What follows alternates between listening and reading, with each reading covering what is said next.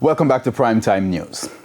Jamaica continues to record more dengue fever infections and related deaths. As such, one family physician is reiterating calls for Jamaicans to take more precautionary measures. Shamela Pullen tells us more in this evening's health report. Dengue fever continues to be a part of the disease landscape in Jamaica. Recently, the health minister reported that the number of confirmed cases has climbed to over 1,500. There have been some 19 dengue-related deaths, of which 13 are classified as suspected and 6 confirmed. For the most part, it remains a mild illness. Dengue fever continues to be a part of our disease landscape here in Jamaica.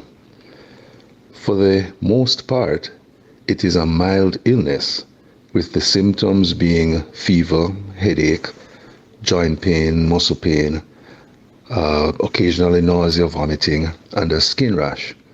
But in a small percentage of persons, it does proceed to become a significant illness which could be life-threatening. The virus is spread by the Aedes aegypti mosquito. Members of the public are being urged not to use certain medications, such as aspirin, as it can increase the severity of the disease. Prevention is geared at reducing breeding sites and reducing the risk of being bitten by a mosquito. To that end, you can use repellent, wear long sleeve shirts, long sleeve pants, avoid being out around the time when they tend to be more common, which is at dusk. Persons with severe symptoms are being advised to seek medical attention. With your health report, I'm Shamela Pullen wishing you good health.